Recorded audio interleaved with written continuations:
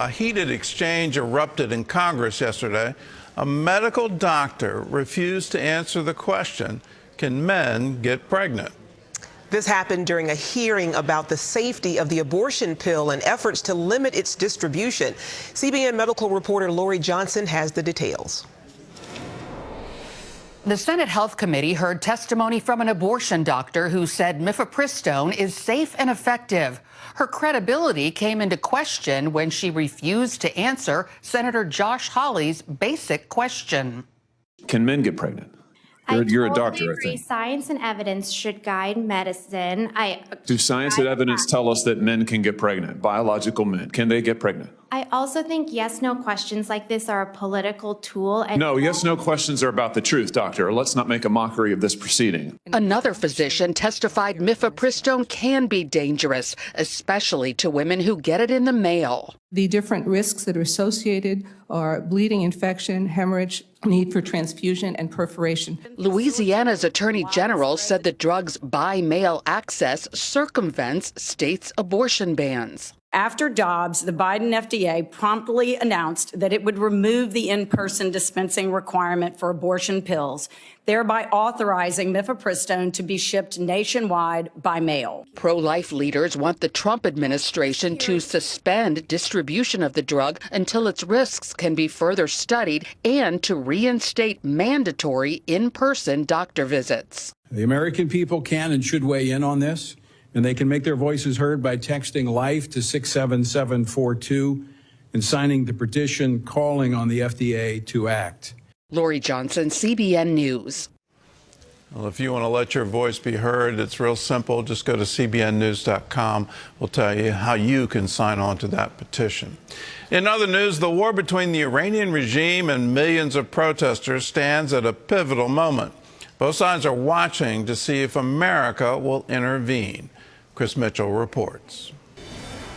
One day after he encouraged Iranians to keep protesting, President Trump said he's been told the killings have stopped. We have been informed by very important sources on the other side, and they've said the killing has stopped and the executions won't take place. There was supposed to be a lot of executions today, and that the executions won't take place, and we're going to find out. Iran's foreign minister told Fox News there are no plans for executions, and there's been no protests for several days. Others tell a different story. Iranian-born activist Goleh Gamari tells CBN News the protests have come to a breaking point. So it really is now or never, because what Iranians are saying is that if we do not overthrow the regime, then every single person who has been slaughtered these last few days, it will all have been in vain.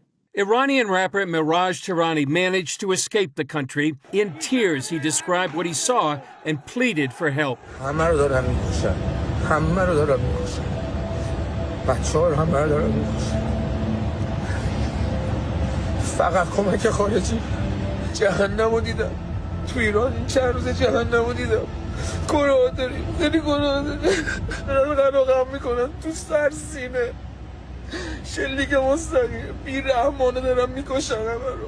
One forensic doctor says the wounds from many of those killed indicate snipers from a high elevation.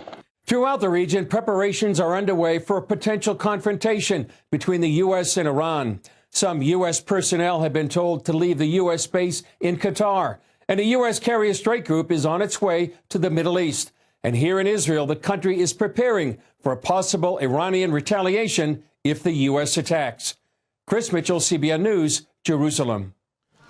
I think the key to this time, and how many revolutions can Iran go through before the military starts to wake up, that the leadership that they're following is misleading them. The Iranian people are not hardcore Islamist revolutionaries. They're certainly not terrorists that want to inflict damage on Israel or on the United States. That's not their goal at all. They want to have a hope. They want to have a future. They want to have opportunity. And most importantly, they want freedom. And I've said it so many times, and I'll say it again. It would be an absolute game changer for the Middle East if this regime didn't exist anymore. They're the #1 sponsor of terror in the world. They're the financial backer of Hezbollah. They're the financial backer of Hamas. They're the financial backer of the Houthis. They're the manufacturer of the weapons and the drones and the missiles and everything else. On top of all of that, they've been trying to develop a nuclear weapon for decades. And they were almost there until we intervened. Wouldn't it be great if that regime were over and we could actually trust the Iranian government? I don't trust anything they say. I don't trust any attempt at negotiation with them. What they do is absolutely horrific, and the reports are similar to reports from previous revolutions in Iran. They unleash snipers. They put snipers on buildings, and the snipers then in turn target key protesters. They target teenagers in order to stop the protest. And I just can't imagine a soldier sighting in on an unarmed civilian and saying, I'm going to kill you. But that's what's happening. Every successful revolution has always needed someone in the military to break with the government. Let's hope and let's pray that that can happen here and happen very quickly. Thousands of lives have been lost, and the whole population of Iran is groaning to be released from this horrible government. This is our January telethon where we determine the budget of CBN, the allocation to Operation Blessing, the allocation to CBN International. What can we do here domestically in the United States? What can we do in over 70 nations around the world? And you're a part of all of it when you join the 700 Club. How much is it to join? Well, it's just $20 a month. That translates into 65 cents a day. Some can join at higher levels. We have them, 700 Club Gold, $40 a month. 1000 Club is $1,000 a year. That breaks out to $84 a month. We also have 2500 Club, which is $2,500 a year. Founder, $5,000 or more a year. And then Chairman Circle, $10,000 or more a year. Whatever level God is encouraging you to give, do it now. What are we asking you to do? We're asking you to join the 700 Club.